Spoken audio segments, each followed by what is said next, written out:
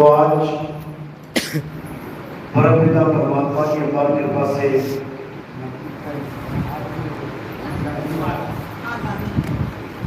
गांधीनगर गुजरात में आज मूल ज्ञान के प्रचार का प्रसार का आयोजन किया गया है। बहुत बड़े भाग हैं उन जीवों के जो इस ज्ञान को अपने पूरे जीवन काल में एक बार भी सुन पाते हैं, और उससे भी बड़े भाग होते हैं उन जीवों के जो इस ज्ञान को थोड़ा सा भी समझ पाते हैं। क्योंकि सुनना आसान है, आए बैठे घंटा 2 घंटा सुन के चले गए, लेकिन इस ज्ञान को समझना ये बहुत मुश्किल है। इसको वही समझ सकता है जो परमपिता परमात्मा से मोहर लगवा के आया है, जिस पर मालिक की कृपा है। केवल वही इस ज्ञान को समझ सकता है, अन्यथा और कोई नहीं जो इस ज्ञान को समझ पाए। बड़े बड़े ऋषि मुनि, पीर पैगंबर औलिया इस ज्ञान को नहीं समझ पाए। अपना जीवन जंत्रों तंत्रों मंत्रों में, पूजा पाठ हवन यज्ञ में, गंगा जमुना स्नान में, पर्वतों के परिक्रमा करने में ही बिता के चले गए। इस आत्म ज्ञान को कोई नहीं समझ पाया। तो आज इस आत्म ज्ञान को अच्छे से समझेंगे और अपने जीव का कल्याण करेंगे। तो आज का सत्संग शुरू करने से पहले परमात्मा के नाम पे जयकार लगाएंगे। बोलिए परमपिता परमात्मा की, सतगुरुबंदी छोड़ कबीर साहेब की, सभी संतों की, सभी भक्तों की, आज की आनंद की, सकल हंस को बंदे की साहेब।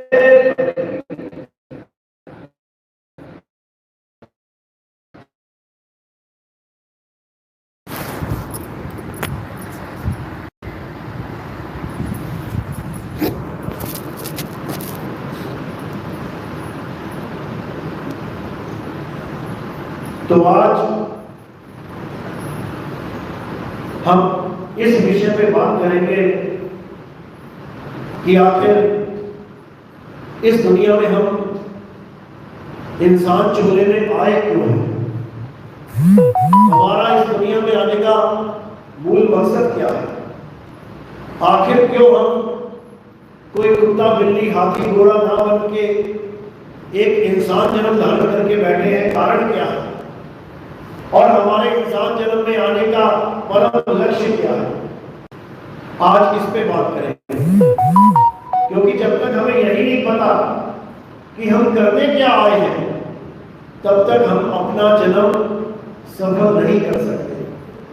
हमें यही नहीं पता कि हमारा मुख्य, हमारे जीवन का आधार क्या है, हमारा असली कर्तव्य क्या है, तब तक हम अपना जीवन सफल नहीं कर पाएंगे।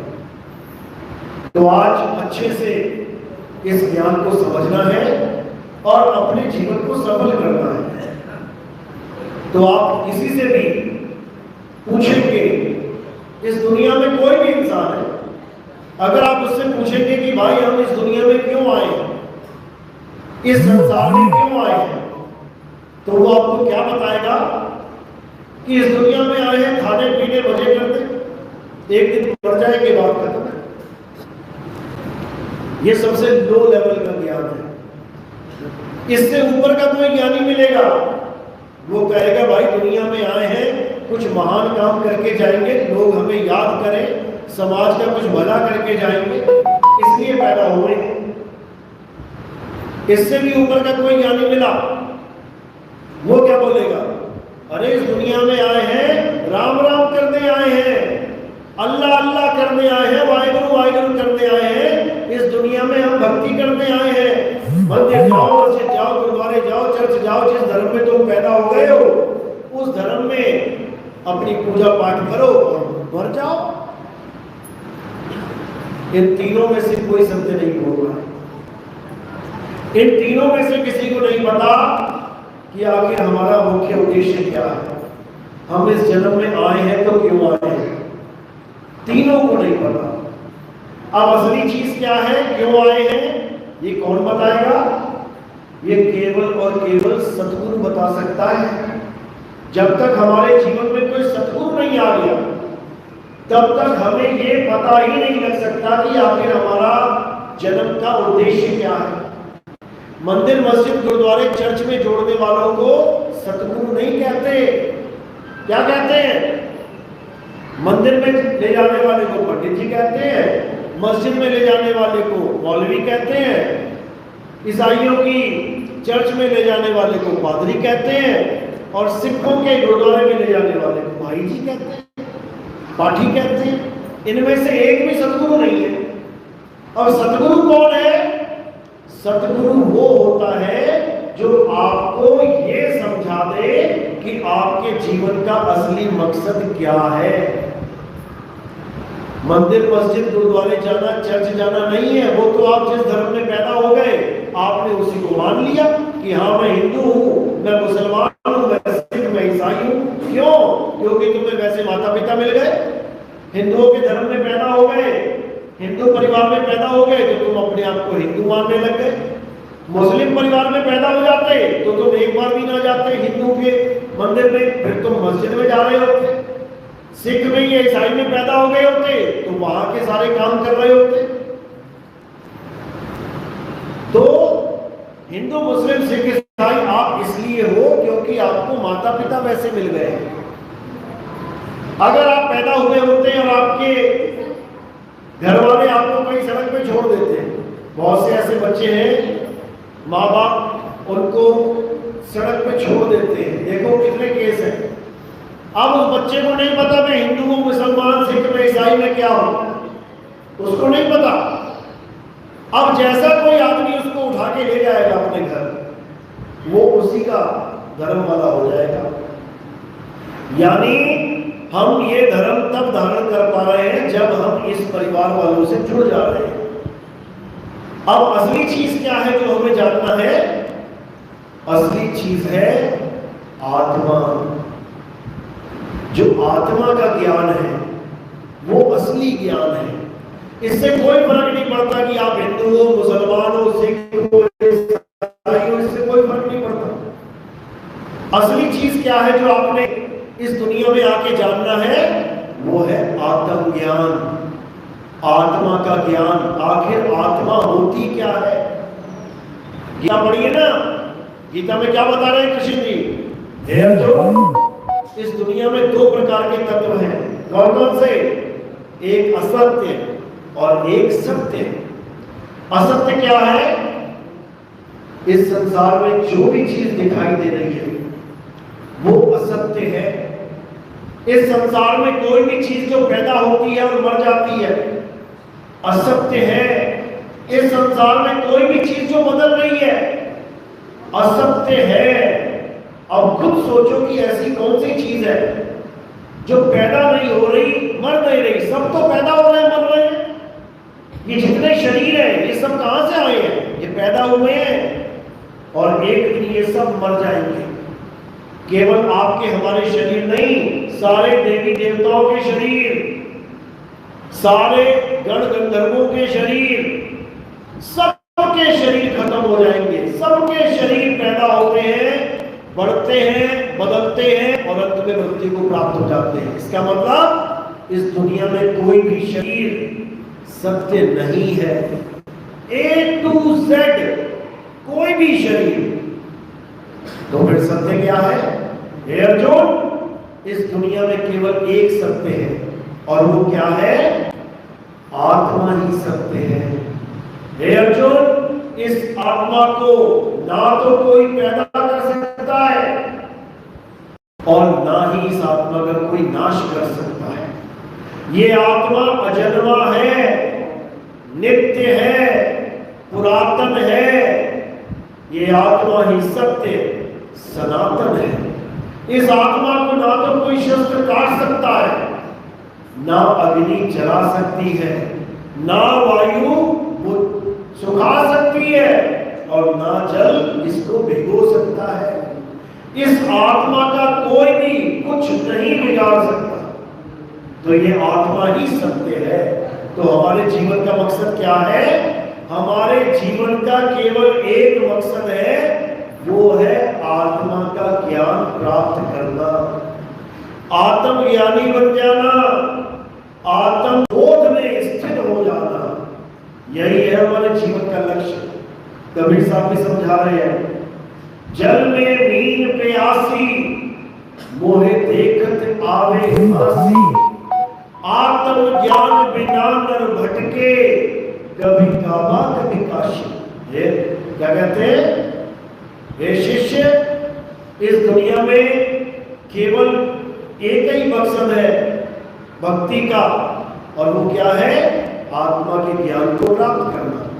अगर तुम्हें आत्मा का ज्ञान प्राप्त नहीं है तो फिर तुम मंदिरों में भटकोगे, मस्जिदों में भटकोगे, गुरुद्वारों में, चर्च में, तीर्थ में, मूर्त में, कहीं ना कहीं भटकते ही रहोगे। और जब आत्मा का ज्ञान प्राप्त हो जाएगा, तुम्हारे जीवन में कोई आत्मज्ञानी गुरु आ जाएगा, वो तुम्हारी भटकना को खत्म कर देगा। तुम्हें कहीं जाने की जरूरत नहीं पड़ेगी, तुम्हें अपने घर के अंदर ही आत्मज्ञान हो जाएगा। जैसे एक हिरन, उसी की नाभि में कस्तूरी है, लेकिन उसे पता ही नहीं है। कस्तूरी में से खुशबू आती है और वो खुशबू को सूंघता सूंघता सूंघता वन वन भटकता रहता है। उसे पता ही नहीं लगता कि खुशबू आ कहां से रही है। यही कबीर साहब समझा रहे हैं। कह रहे कस्तूरी कुंडल बसे और मृग ढूंढे वन माही, ऐसे रमता राम है ये दुनिया जाने नहीं। हमारे पास एक भगवान वो है जो इंसानों ने बनाया है, और एक परमात्मा वो है जिसने इंसान को बनाया है। हम उस भगवान की पूजा करने में लगे हैं जिसको इंसानों ने बनाया है। हम उस भगवान को जान नहीं पा रहे जिसने इंसान को बनाया है। यानी हम उन पत्थरों की मूर्तियों को पूजा कर रहे हैं जो इंसान बनाता है। अभी गणेश चतुर्थी आएगी, अभी रामनवमी आएगी, अभी माता का त्योहार आएगा। सड़क पे देखना हजारों मूर्तियां बनाई जाएंगी। एक एक मूर्तिकार हजारों मूर्तियां बना के सड़क पे खड़ी कर देगा। किसने बनाई मूर्तियां? इंसान ने। और हम उन मूर्तियों को खरीद खरीद के लेके आते हैं। यानी हम कौन सा भगवान लेके आ रहे हैं? बिका हुआ भगवान। बिकती है ना मूर्ति, तभी तो खरीदेंगे। तो हम कौन सा भगवान लेके आ रहे हैं? बिका हुआ भगवान। और वो भी उतने में नहीं जितने में उसने बोल दिया। वो कहता है 10,000, हम कहते हैं 7,000। यानी हम सस्ते में खरीदा हुआ भगवान लेके आ रहे हैं। और सस्ते में खरीदा हुआ भगवान उससे महंगे महंगे गिफ्ट मांग रहे हैं। भगवान ला रहे हैं 70 रुपए में और उससे 70 लाख की लॉटरी मांग रहे हैं कि मेरी लॉटरी लग गया 70,000 की, 70 लाख की। और आया कितने में? 70 रुपए में भगवान आ गया। तो भाई ये भगवान नहीं है। ये भगवान नहीं है जिसको आदमी खरीद ले। आदमी भगवान को खरीद सकता है क्या? लेकिन यहां पे खरीद के भी बैठा है और उसको बेच के भी बैठा है। भगवान बिक रहा है यहां मार्केट में, बेचने वाला बेच रहा है, खरीदने वाला खरीद रहा है। लेकिन ये भगवान नहीं है। ये क्या है? ये मात्र एक मूर्ति है, मात्र एक मिट्टी का टुकड़ा है। असली भगवान क्या है? असली परमात्मा क्या है? असली परमात्मा वो है जिसकी वजह से तुम खा रहे हो, पी रहे हो, चल रहे हो, भाग रहे हो, दौड़ रहे हो, देख रहे हो, सुन रहे हो, घर से यहां तक आए हो, उस असली भगवान की वजह से। घर तक जाओगे उस असली भगवान की वजह से। कौन लेके आया तुम्हें यहां तक? अपने घर से चल के आए हो? कौन लेके आया है? उसका नाम है आत्मा। आत्मा तुम्हारे पास है। सब अपनी अपनी आत्मा लेके आए हो ना। घर में तो नहीं छूटेगी किसी की, कहीं वही पड़ी रहेगी हो बेड के पास, तुम आगे जल्दबाजी में। अपनी अपनी आत्मा लाए हो ना, एक बार चेक कर लो हाथ लगा के आत्मा है कि नहीं है, देख लो शायद किसी की रह गई हो। सब लाए हो ना, क्या प्रूफ है? कैसे सिद्ध करोगे कि आत्मा लाए हो साथ में? कैसे सिद्ध होगा? ये पंखा चल रहा है, इससे सिद्ध होता है कि इसमें करंट है। ये पंखे लाइट चल रहे हैं, इससे सिद्ध होता है कि इसमें करंट है। करंट दूर तो नहीं है ना, अगर दूर हो गया तो ये बंद हो जाएंगे। तो आप अपनी आत्मा लाए हो, कैसे सिद्ध होगा? ये जो हंस रहे हो ना, इसका मतलब है आत्मा है। और आत्मा नहीं होती ना तो क्या होता? ऐसे पड़े होते आगे होते, फिर शरीर वहीं गिरा पड़ा होता। यानी कि अगर तुम यहां तक पहुंचे हो तो किसकी वजह से? आत्मा की वजह से। और यहां से वापस जाओगे किसकी वजह से? आत्मा की वजह से। तुम मंदिर तक जा रहे हो किसकी वजह से? आत्मा की वजह से। तुम मस्जिद तक जाओगे किसकी वजह से? आत्मा की वजह से। तुम गुरुद्वारे चर्च जाओगे किसकी वजह से? आत्मा की वजह से।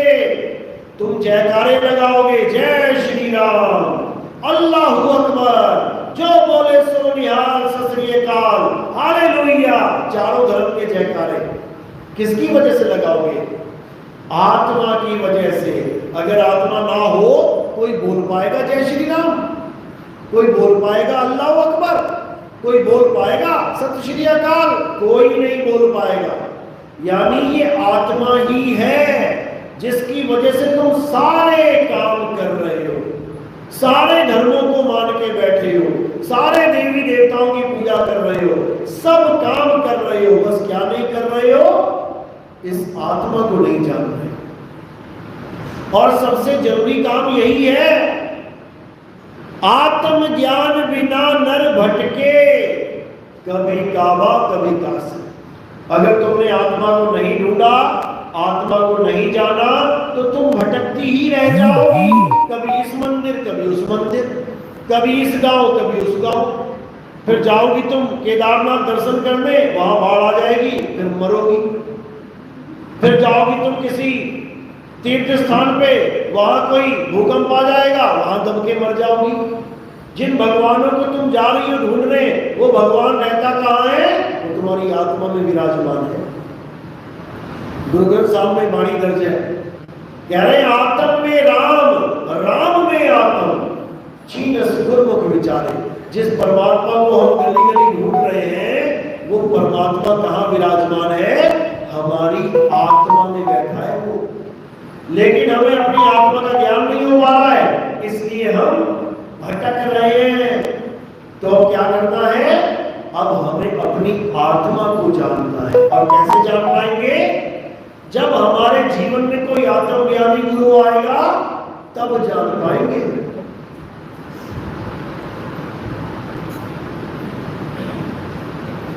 तो कबीर साहब समझा रहे हैं, जब लगना चीनोगे आत्म, तब लगना मिली है परमात्म। आत्म चीने परमात्म चीने, और संत कहावे सोए, यह भेद काया से न्यारा, बूझे बिरला कोई। कहते जब तक तुमने अपनी आत्मा को नहीं जान लिया, तब तक भूल जाना कि तुम्हें परमात्मा मिलेगा। नहीं मिल सकता, कभी नहीं मिलेगा। परमात्मा तब मिलता है जब हम आत्म ज्ञान को प्राप्त कर लेते हैं। अध्याय 3 17वां श्लोक क्या कह रहे हैं गीता में? गीता में तुम्हें जीवन का मकसद बताया जा रहा है। कौन सा अध्याय, कौन सा श्लोक?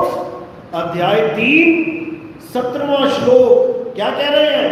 हे अर्जुन, जो अपनी आत्मा में रमण करते हैं, जो अपनी आत्मा में तृप्त है, जो अपनी आत्मा में संतुष्ट है, उनके लिए कोई धार्मिक कर्म कर्तव्य लागू ही नहीं होता। यानी तुमने जो मंदिर, मस्जिद, गुरुद्वारे, चर्च बना लिए हैं भगवान को पाने के लिए, ठीक है, शुरुआती ज्ञान अच्छा है, शुरुआत यहीं से होती है। बच्चा डॉक्टर सीधा नहीं बन जाएगा, कहाँ जाना पड़ेगा सबसे पहले उसे? आंगनबाड़ी में, छोटे स्कूलों में A for apple, B for bat, C for cat पढ़ना ही पड़ेगा। 2 एकम 2, 2 दूनी 4, 2 तिया 6 पढ़ना ही पड़ेगा। लेकिन सारी उम्र अगर A for apple, B for bat ही पढ़ेगा तो डॉक्टर कब बनेगा? किसी डॉक्टर के पास जाओ, तुम उसको कहो कितना पढ़े हो, कहे मैं नर्सरी पास हूं, तो तुम कहोगे तुझे डॉक्टर किसने बना दिया? समझो, यानी शुरुआत मंदिर से करो, शुरुआत मस्जिद से करो, शुरुआत गुरुद्वारे चर्च से करो, लेकिन सारी उम्र मंदिर में ही थोड़ी सी भटकते रहना है। सारी उम्र के लिए नहीं है मंदिर, नर्सरी क्लास सारी उम्र के लिए नहीं है, ये एक शुरुआत के लिए है कि तुम शुरुआत तो करो भगवान से मिलने की, क्योंकि मंदिर, मस्जिद, गुरुद्वारे, चर्च के अलावा और कोई स्थान ऐसा नहीं है जहां तुम्हें भगवान की याद आए। पूरा गांव घूम लेना, तुम्हें एक जगह भी याद नहीं आएगी भगवान की, लेकिन जैसे ही मंदिर दिख गया एकदम से झुक जाएगा। यानी मंदिर बनाए गए हैं हमें ये बताने के लिए कि बेटा भगवान नाम की भी कोई चीज है, लेकिन इसलिए नहीं कि भगवान इसी में है। मंदिर में भगवान है, अगर मंदिर में भगवान होता तो मंदिर का गल्ला कभी चोर ले जाता तोड़ के? क्या मंदिर के गल्ले से चोरी करके ले जाता भगवान के सामने? तुम्हें कुत्ता पाल लो बढ़िया तगड़ा वाला, वो चोर कभी घुसेगा नहीं कर तुम्हारे घर में चोरी करने के लिए कि कुत्ता पाल रखा है इन्होंने, बुलडॉग, पिटबुल। तो कुत्ते से डर रहा है एक इंसान, लेकिन भगवान से नहीं डर रहा है। कुत्ते की वजह से तुम्हारा मकान बच जा रहा है, लेकिन भगवान की वजह से मंदिर का गल्ला नहीं बच रहा है। सोचो, यानी भगवान से बड़ा तो चोर हो गया जिसको भगवान भी ना रोक पाया। सोमनाथ का मंदिर कितनी बार लूटा गया? आपके गुजरात का ही है ना, कितनी बार लूटा? 17 बार। इस गांव में ऐसा कोई आदमी जिसका 17 बार घर लूट गया हो? इस भारत देश में ऐसा कोई आदमी होगा जिसका 17 बार चोरी हो गई हो? इंसान भी 2, 4, 5 चोरियां करवा के एकदम तम जाता कि अब नहीं होने दूंगा, सीसीटीवी कैमरा लगाऊंगा, वॉचमैन रखूंगा, कुत्ते पालूंगा, लेकिन 3, 4, 5 बार से बाद चोरी नहीं होने दूंगा। लेकिन वो भगवान 17 बार लुट गया, 17 बार वो मंदिर लुट गया। भगवान क्यों नहीं रोक पाया? क्यों नहीं रोक पाया बताओ जरा, क्यों लुट गया 17 बार मंदिर? अगर भगवान उस मंदिर में होता, अगर शंकर जी मंदिर में होते, शंकर जी का मंदिर है ना, तो कितनी बार लुटता वो? अगर शंकर जी उस मंदिर में होते तो कितनी बार लुट जाता वो मंदिर? कितनी बार? तो फिर देखो, खुद ही समझ भी रहे हैं, अगर शंकर जी मंदिर में होते तो एक बार भी लुट पाता क्या? मार मार के त्रिशूल भूत बना देते हैं उनका, इतने सांप पीछे पड़ जाते हैं उनके की हालत खराब हो जाती। लेकिन एक बार नहीं 17 बार लुट गया। इसका मतलब भगवान शंकर मंदिर में नहीं थे, नहीं थे, तभी तो लुट गया। बस इसी प्रकार हमने भी ये समझ लेना है कि कोई भी भगवान किसी मंदिर में नहीं रहता। पंडित जी पूरा विश्वास दिलाएंगे तुम्हें कि भगवान पे भरोसा रखो, भगवान मंदिर में है, लेकिन जब रात को मंदिर से जाएंगे तो क्या करेंगे? भरोसा किस पे रखेंगे? भगवान पे कि ताले पे? ताले पे ताला लगाएंगे और खींच के देखेंगे 2-3 बार सही से लगाए कि नहीं। पंडित जी को भगवान पे भरोसा नहीं है कि भगवान मंदिर में है, अपने आप रक्षा कर लेंगे मंदिर की। वो लोहे के छोटे से ताले पे भरोसा कर लिया, भगवान पे भरोसा नहीं है भाई किसी को, तुम्हें भरोसा करवाएंगे। तो इसलिए अब समझ जाओ कि ठीक है, मंदिरों की कोई बुराई नहीं है, अच्छी बात है मंदिर बने हैं, कम से कम लोग जा रहे हैं श्रद्धा से, भगवान की मूर्तियों की पूजा कर रहे हैं, क्योंकि आज मूर्ति पूजा करेंगे तभी तो भगवान से प्रेम होगा। जो कृष्ण जी की मूर्ति पूजा नहीं करेगा उसको कृष्ण जी से प्रेम कब हम लोगों ने भगत सिंह को, बाबा अंबेडकर को हमने नहीं देखा, लेकिन उनकी मूर्तियां बनी हुई हैं, उनकी फोटो बनी हुई है।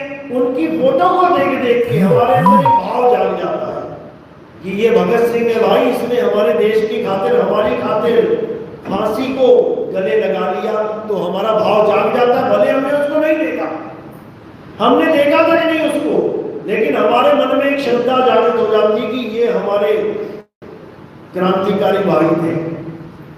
बाबा अंबेडकर ने इतना कुछ सहा हम सबके लिए। आज हम जो पढ़ाइयाँ कर रहे हैं, आज हम जो स्वतंत्रता से कुछ बोल पा रहे हैं, उनकी वजह से।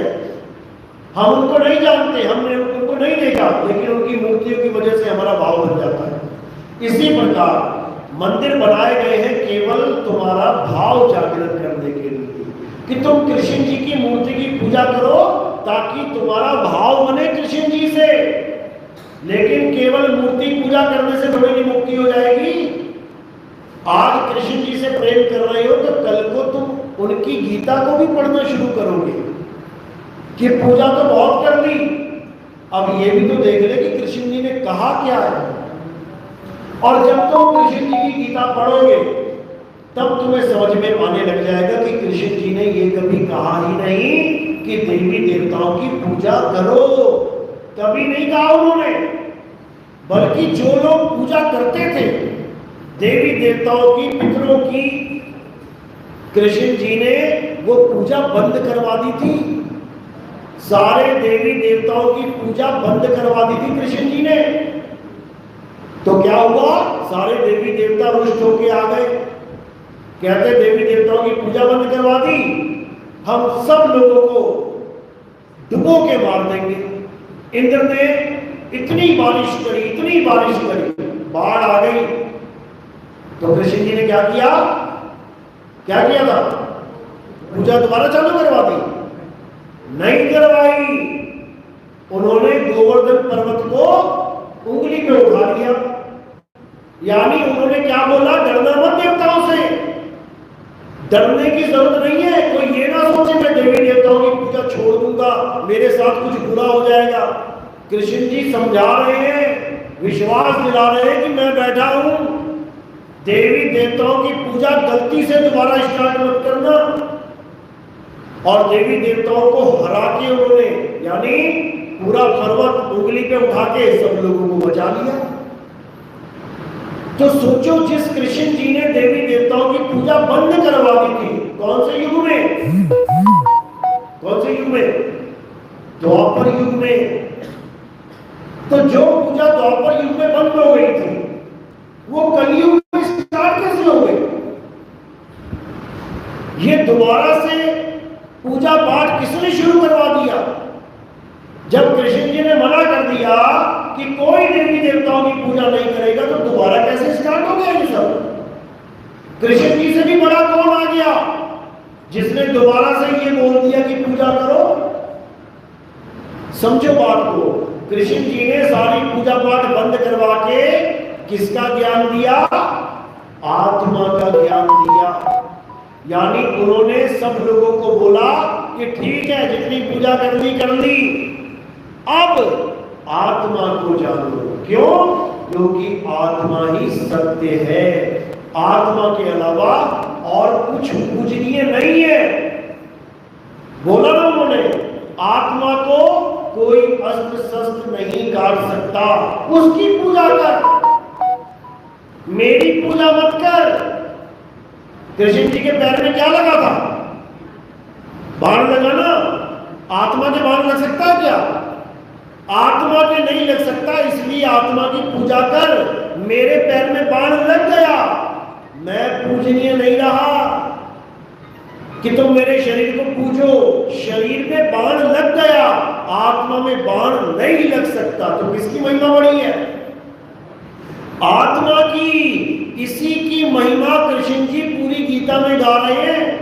अध्याय 2 और 3 पढ़ो अच्छे से। हे अर्जुन, शरीर सबका नाशवान है, तुम्हारा भी जाएगा, मेरा भी जाएगा। आत्मा सबकी अविनाशी है, तेरी आत्मा भी अमर है, मेरी आत्मा भी अमर है, सबकी आत्मा अमर है। हे अर्जुन, इसी अमर आत्मा को जानना है। जो अपने जीवन काल में इस अमर आत्मा को जान लेते हैं वो स्थित प्रज्ञ कहलाते हैं। वो सदा सदा के लिए मुक्त हो जाते हैं। लेकिन इस आत्मा को जाने तो जाने कैसे? कितनी देर रहती है आत्मा आपके पास? कितनी देर रहती है आत्मा आपके पास? 24 घंटे। कभी देखी आपने आत्मा कैसी? 24 घंटे है आपके पास, लेकिन कभी आपने आत्मा को जाना कैसी है? आत्मा मोटी है, पतली है, लंबी है, छोटी है, काली है, गोरी है, कैसी है? पड़ोस की बहू 1 घंटे के लिए आपके पास आ जाए ना, उसकी जन्म पत्री जान लोगे? अरे वो ऐसी है, वो ऐसी है, वो ऐसी है। 1 घंटे में उसके बारे में सब कुछ जान लोगे। लेकिन जो 24 घंटे तुम्हारे साथ है उसके बारे में तुम ABC नहीं जानते, उसके बारे में तुम कुछ नहीं जानते। अब कैसे जानेंगे उसके बारे में? उसके बारे में हम तब जान पाएंगे जब हमारे जीवन में आत्मज्ञानी गुरु आए। तो क्या कह रहे हैं? अध्याय 4 34वां श्लोक। हे अर्जुन, अगर तुम आत्मा का ज्ञान प्राप्त करना चाहते हो जिसको कोई जला नहीं सकता, काट नहीं सकता, मार नहीं सकता, तो क्या करना पड़ेगा? तुम ऐसे तत्वदर्शी संत की शरण में जाओ। मंत्र जपवाने वाले के नहीं कि हाँ मैंने गुरु धारण कर रखा है। क्या क्या बताया गुरुजी ने? गुरुजी ने कहा है राम राम राम राम जपो। गुरुजी ने कहा है राधे राधे जपो।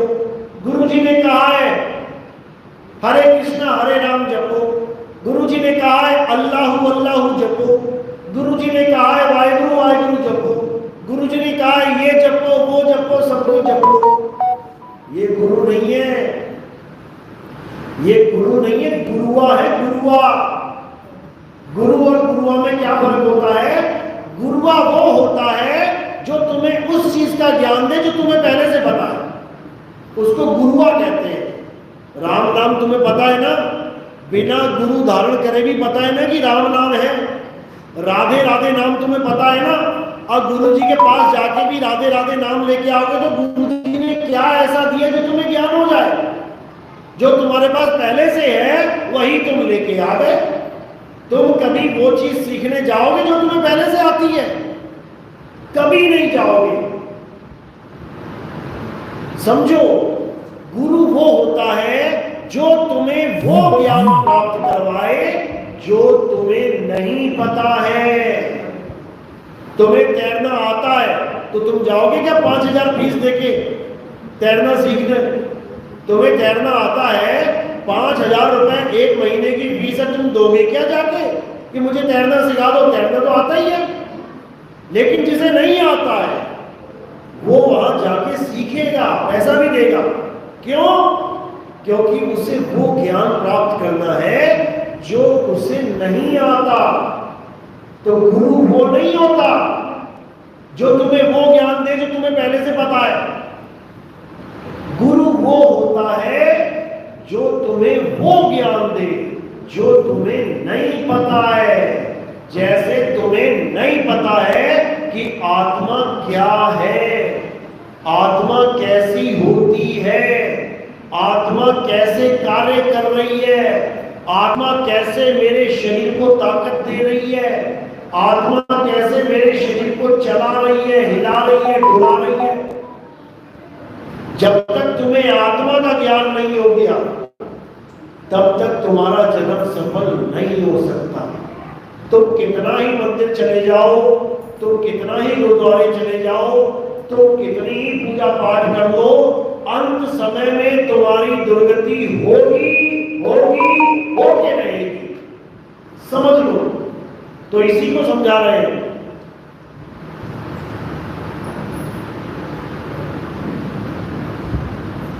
कबीर साहब क्या समझा रहे हैं? जिस मरने से जग डरे मेरे मन आनंद, मरने पर ही पाइए पूर्ण परमानंद। मरता मरता जग मुआ, मरना जाने ना कोई, और ऐसी मरनी जो मरे बहुर न मरना होए। समझा रहे हैं कि तुम किसी की भी पूजा कर लो, किसी का भी पाठ कर लो, अंत समय में कोई सहाय नहीं होने वाला। अभी अहमदाबाद में हवाई जहाज क्रैश हुआ ना, क्या वो लोग भगवान की पूजा नहीं करते थे? क्या वो लोग ये सुख नहीं मनाते थे कि मेरे घर में सुख रहे, मेरे माँ बाप खुश रहे, मेरे बच्चे खुश रहे? बताओ कौन से भगवान ने मदद करी? अरे मारना ही था, कोई अटैक वटैक दे देते, थोड़ा बहुत झटके से निकल जाते। क्या बना दिया उसका? भुना हुआ पकौड़ा बना दिया। जैसे आलू आग में डाल दो ना और जल भुन के बिल्कुल काला हो जाए, ऐसी कोयले की तरह लाशें निकली हैं। बड़ा मजा आया होगा मरने में। तो ऐसी मौत किसे किसे चाहिए? हाथ खड़ा करो जरा। ऐसी मौत चाहिए किसी को? ये वो लोग थे जो तन मन धन से भगवानों की पूजा करते थे। समझ लो, सब अमीर लोग थे, कोई गरीब झोपड़ी वाला नहीं था। ये सब तगड़े तगड़े बंदे थे जो लाखों करोड़ों रुपए के लंगर लगाते थे, जो बड़े बड़े सोना दान करते थे, चांदी दान करते थे। ये वो लोग थे जो बड़े बड़े मंदिरों के बड़े बड़े औहदों पे बैठे थे। वहां मिनिस्टर भी चला गया है गुजरात का। समझ रहे हो? कोई कमी छोड़ी होगी उन्होंने भगवानों की पूजा करने में, तो ये फल मिला है। पकोड़ा बना दिया जला जला के। ऐसी मौत चाहिए किसी को? किसी को नहीं चाहिए। तो फिर पूजा करने के बाद भी अगर ऐसी मौत मिल रही है तो क्या फायदा भैया? किसकी पूजा करें फिर? तो कबीर साहब यही समझा रहे हैं, जिस मरने से जग डरे मेरे मन आनंद, मरने पर ही पाइए पूर्ण परमानंद। कबीर साहब समझा रहे हैं मृत्यु की एक कला होती है, मरने की एक कला है। अगर तुम्हें मरने की कला आती है तो तुम्हें किसी भी प्रकार की मौत आए तुम्हें उससे कोई फर्क पड़ने वाला नहीं है। और अगर तुम्हें मरने की कला नहीं आती है तो हर प्रकार की मौत तुम्हारी दुखदाई होने वाली है। जैसे तैरना एक कला है, पानी में तैरना एक कला है। किस किस को तैरना आता है? पानी में हाथ खड़ा करो जरा। तैरना आता है? गाँव में तो आता है। देखो मुश्किल से 5-7 हाथ खड़े हुए। इसका मतलब क्या है कि अगर बाय चांस तुम कभी कहीं जा रहे हो, बस में जा रहे हो, पूरा गांव, और अगर पानी में गिर गई बस, तो कौन कौन बचेंगे? जिन्होंने हाथ खड़ा किया है। बाकी सब जयराम जी की हो जाएगी उनकी। क्यों हो जाएगी? कारण क्या है? पानी उनके लिए भी वही है और पानी उनके लिए भी वही है।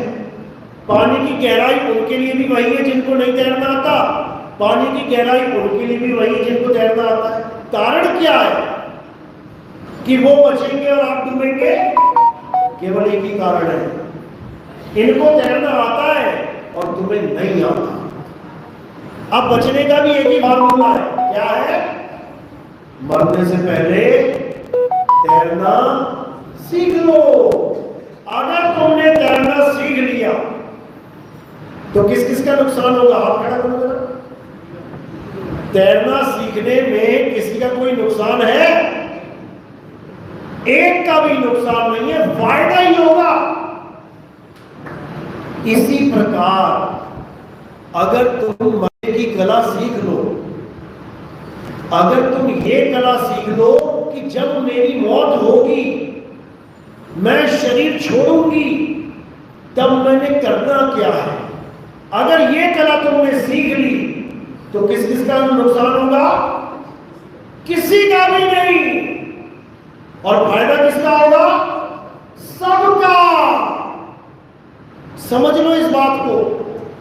हम जो कला सिखाते हैं उसे मरने की कला कहते हैं। तुम हिंदू हो, मुसलमान हो, सिख हो, ईसाई हो, भगवान को मानते हो, भगवान को नहीं मानते हो, इससे कोई फर्क नहीं पड़ता।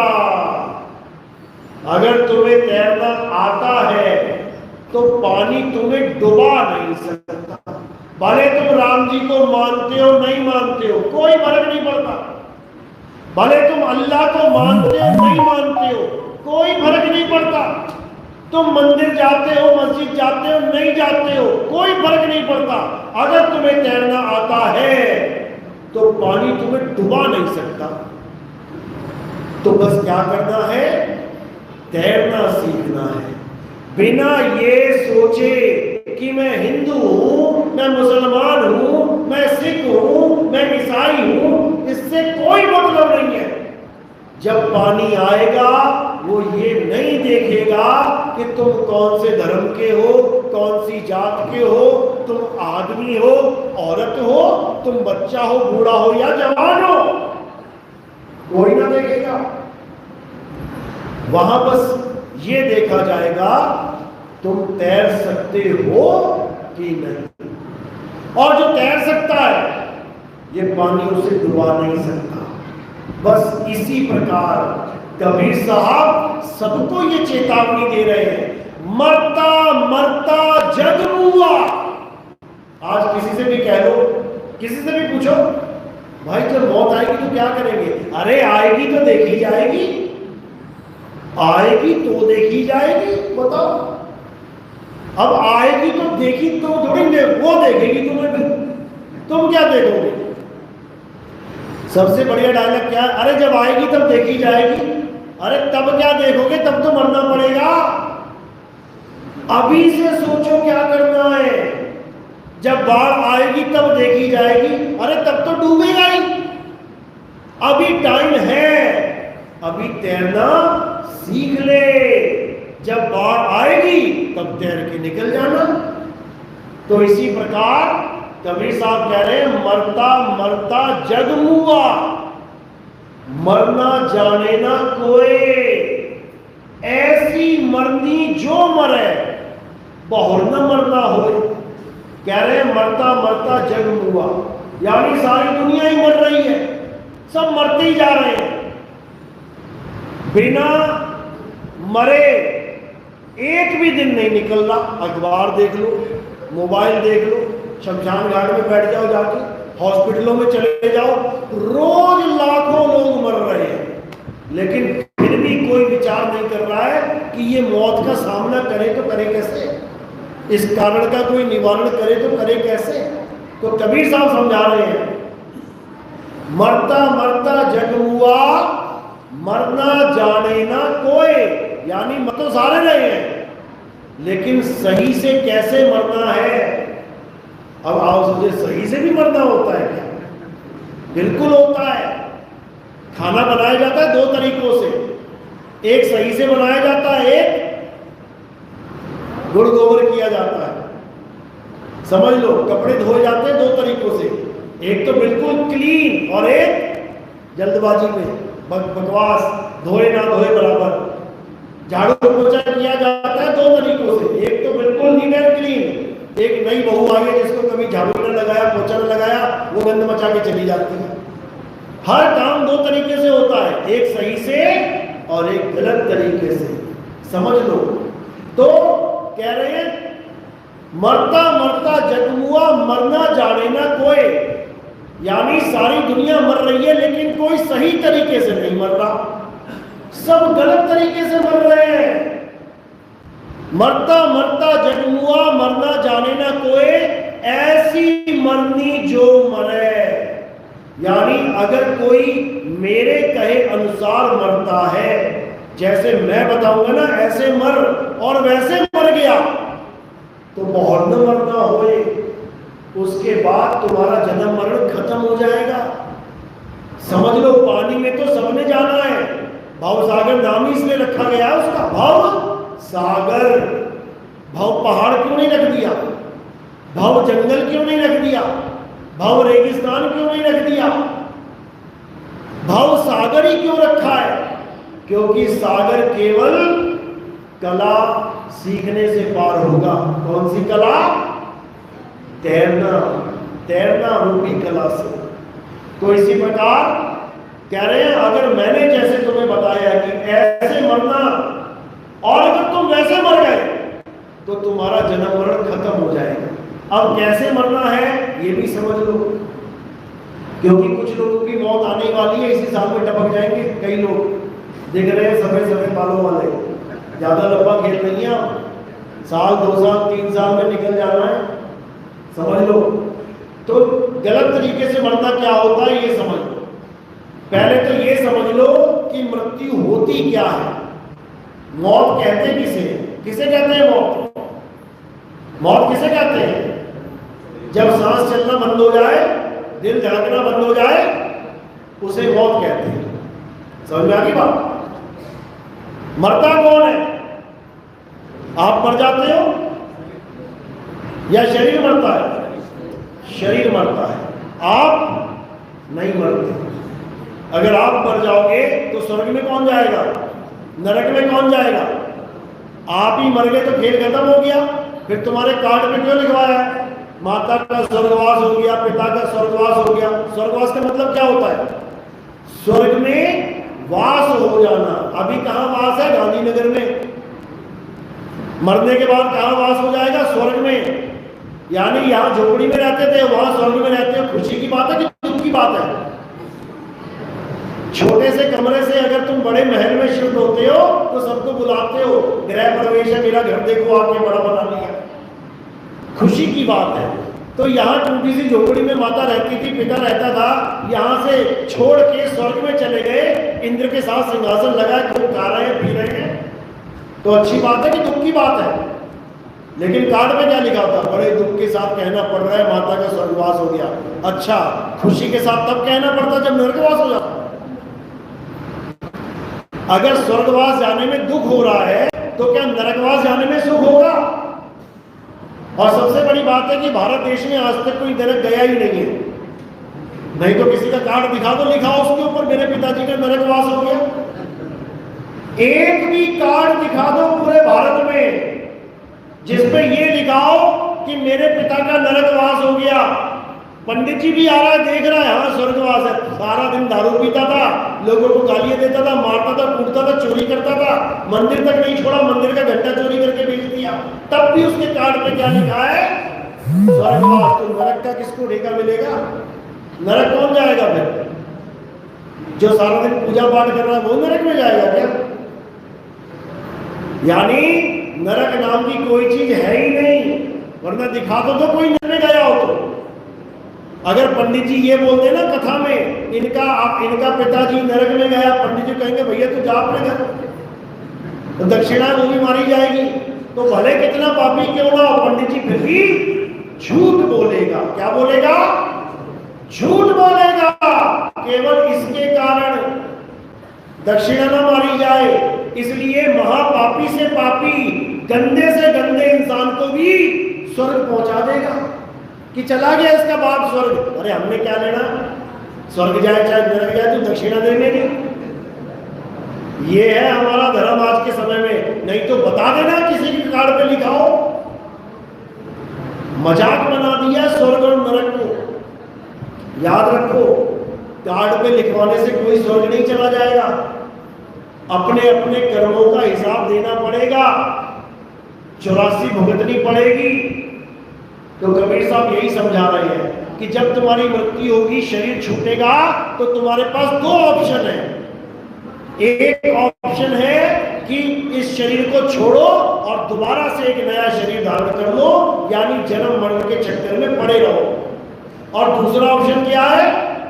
इस शरीर को छोड़ो और सदा सदा के लिए अपने परमात्मा के चरणों में जाके मुक्त हो जाओ। बस 2 ही ऑप्शन है।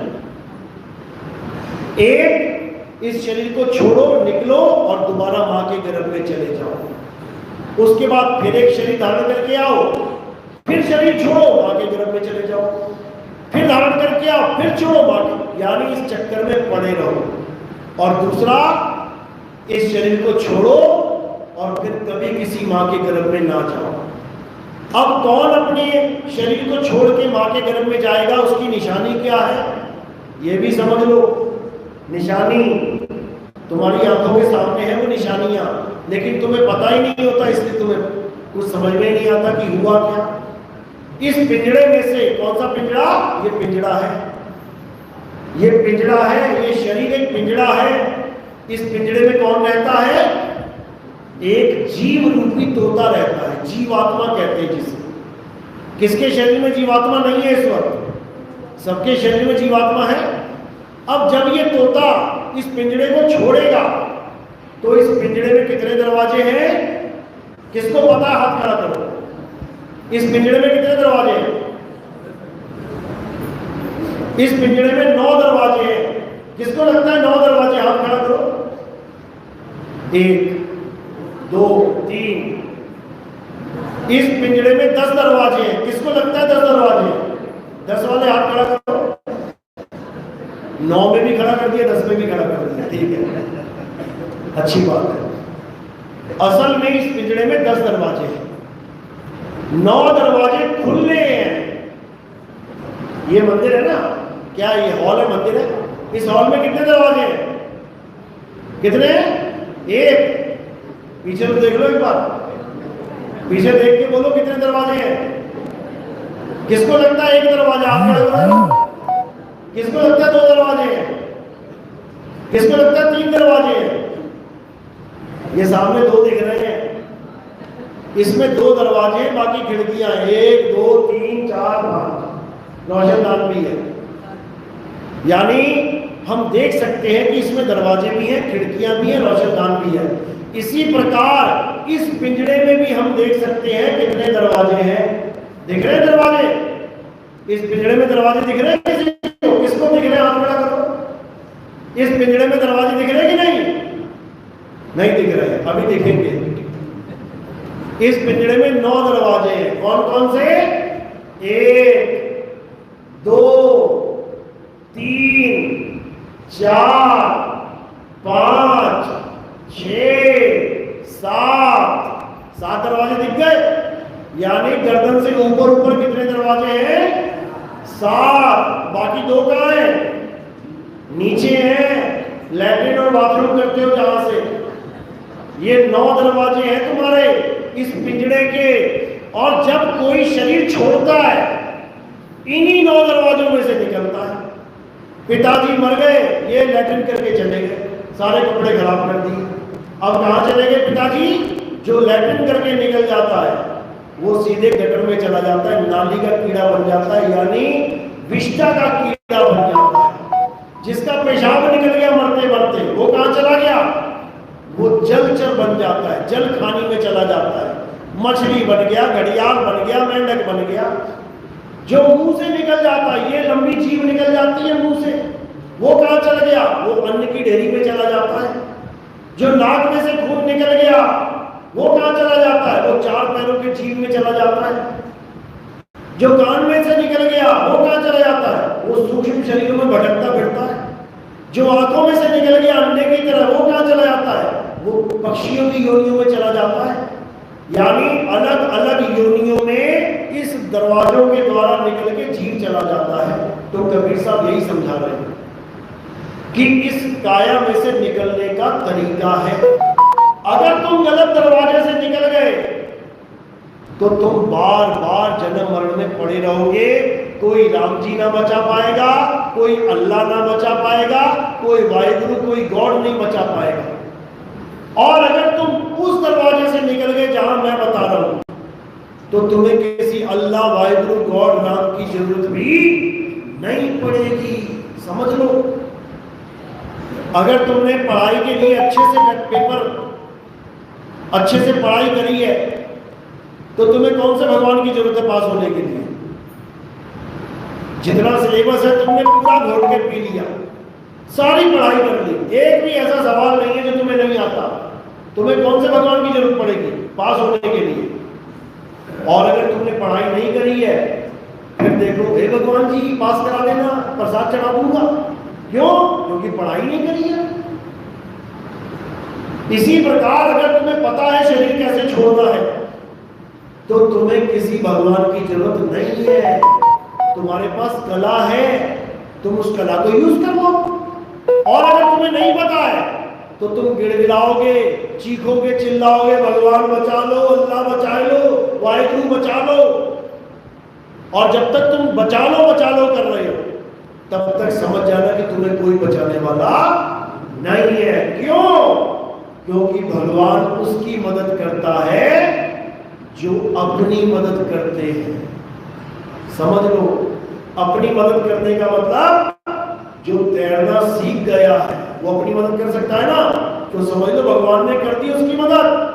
और जो तैरना नहीं सीखा है वो पानी में डूबे तो भगवान करेगा मदद? अगर भगवान मदद कर दे तो कोई डूबे ही ना।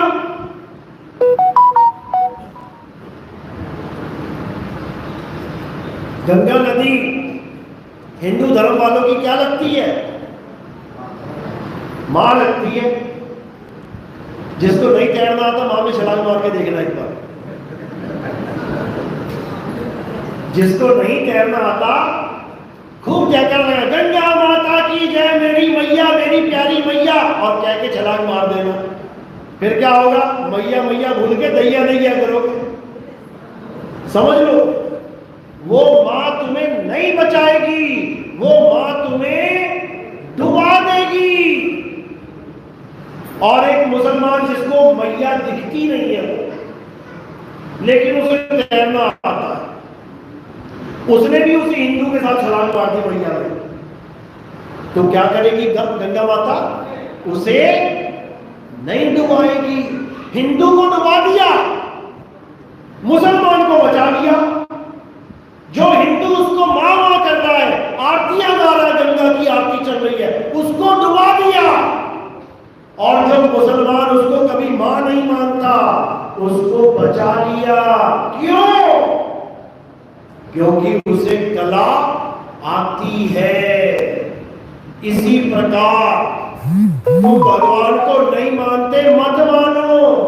अगर तुम्हें मृत्यु की कला आती है तो किसी भगवान की जरूरत नहीं है। और अगर मृत्यु की कला नहीं आती है तो कोई भगवान तुम्हें बचाने वाला भी नहीं है। बस समझ लो, इतनी सी बात समझने में जन्मों जन्म लग जाते हैं। तो कबीर साहब यही समझा रहे हैं कि और मोए क्या रोइए जो आपा थिर ना रहा है। कहते दूसरों के डूबने में तू रो रहा है और खुद तैरना नहीं आता, अरे तू भी डूबेगा। इसलिए दूसरों की मौत से ये ज्ञान ले कि जैसे ये मर रहा है तुझे भी मरना पड़ेगा, लेकिन उससे पहले इस कारण का निवारण भी जान ले कि मरने से बचा जा सकता है। मरने से बचा जा सकता है मतलब वो पानी जो डुबो के मारेगा, डरा के मारेगा, वही पानी आनंद का भी स्रोत होता है। बच्चे देखो पानी में छलांग मारते हैं ना, गहरे गहरे पानी में छलांग मारते हैं, तालाबों में खूब हंसते हैं, नहाते हैं। माँ बाप कह रहे अरे आजा बेटा बाहर निकल जा, नहीं अभी 1 घंटा और नहाऊंगा। वही पानी जिसको डरा रहा है, जिसे तैरना नहीं आता, वही पानी उसको आनंद दे रहा है। जिसको तैरना आता है, जिसको तैरना आता है वो पानी देख के छलांग मार देता है कि मजा आ जाएगा। और जिसको नहीं तैरना आता वो पानी देख के डर जाता है, भैया डूब रहे मर जाऊंगा इसमें। तो मौत भी उसको मारती है जिसे मरना नहीं आता, और मौत उसको आनंद देती है जिसको मरना आता है। इसीलिए कबीर साहब कह रहे हैं जिस मरने से जग डरे मेरे मन आनंद, और मरने पर ही पाइए पूर्ण परमानंद। यानी जब तुम्हें मृत्यु की कला आ जाएगी, तुम सीख लोगे कि मरते कैसे हैं, तो मरने नाम का डर ही खत्म हो जाएगा। अब क्या करना है? आराम से बैठ जाना है और जो गुरु ने बताया है बस वो तरीका अपना लेना है। उसके बाद मौत तुम्हारे आगे माथा टेक देगी। ये नदी तुम्हारे आगे माथा टेक देगी कि मेरे बस की बात नहीं है इसे डुबोना, क्योंकि इसे तैरने की कला आ गई है। बात समझ में आ रही है कि हवा में जा रही है? किस किस के समझ में आ रही है? आप खड़ा करो ना। किस किस के समझ में आ रही है? आप खड़ा करो।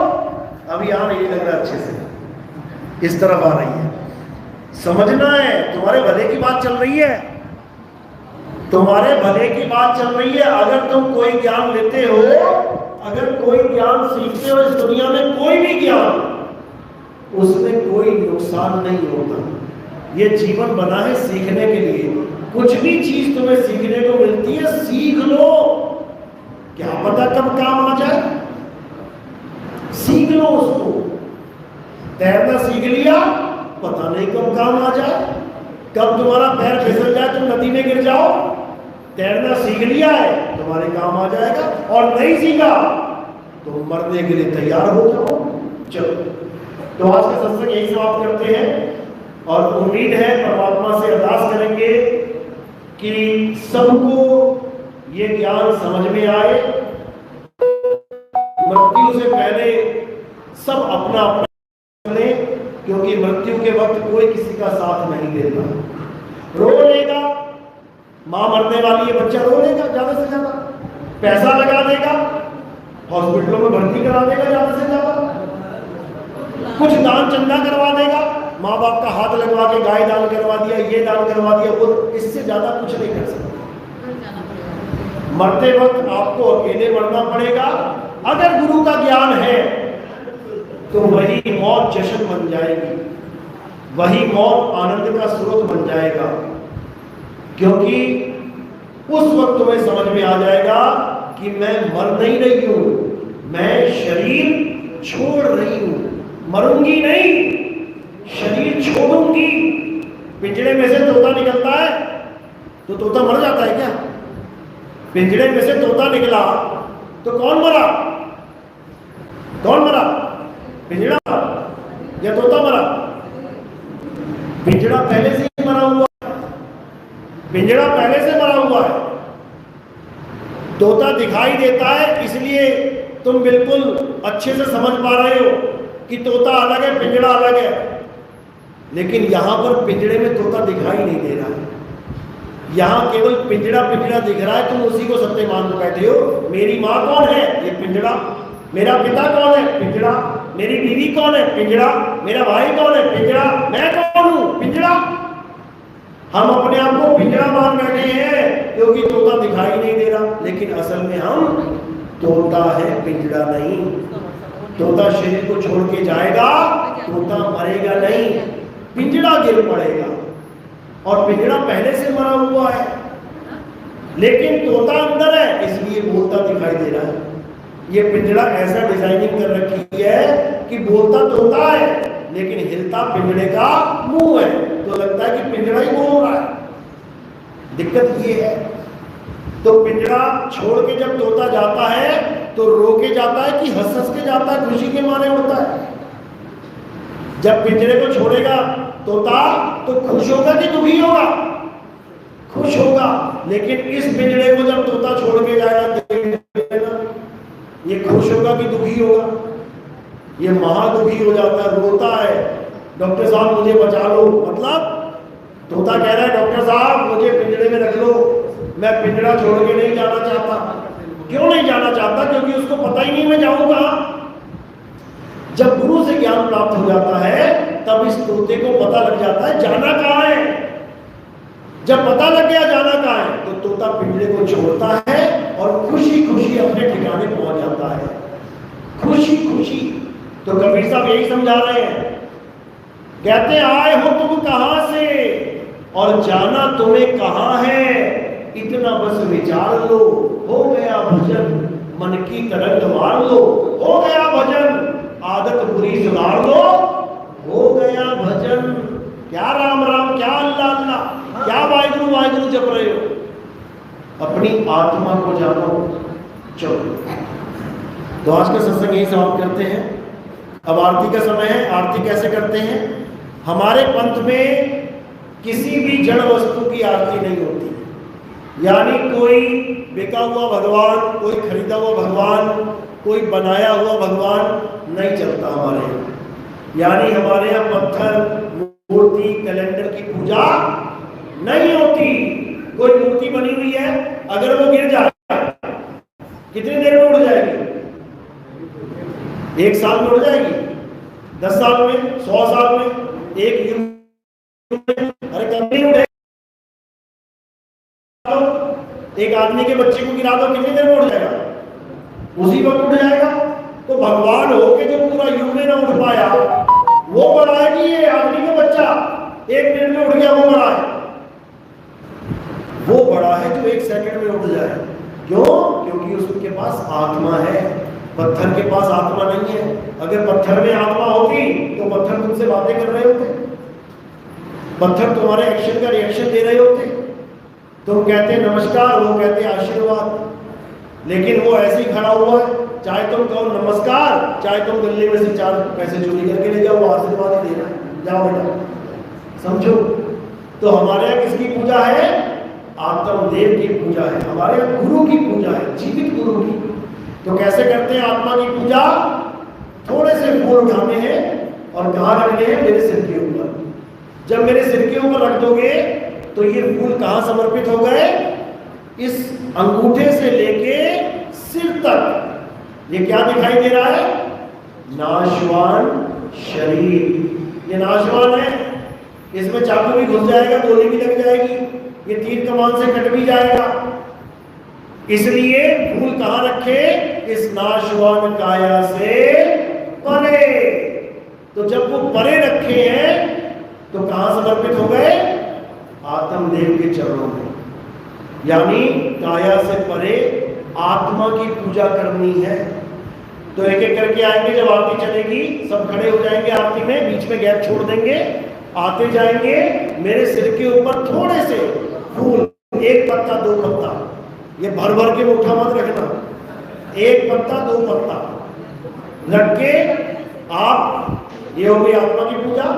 और कोई प्रचार प्रसार में योगदान करना चाहेगा, क्योंकि हमारा प्रचार टीवी चैनलों में भी चलता है, तो उसके लिए हमें बड़ी बड़ी राशियां देनी पड़ती हैं, आप लोग का ही सहयोग है। कोई प्रचार में योगदान करना चाहेगा तो उसकी जगह कहाँ है? सिर के ऊपर मत रख देना, उसकी जगह है चरणों में। माया का स्थान कहाँ है? संतों के चरणों में। तो वो आपने सेवा पैरों में रखनी है और फूल सिर के ऊपर रखनी है। बोलिए परमपिता परमात्मा की साहिब।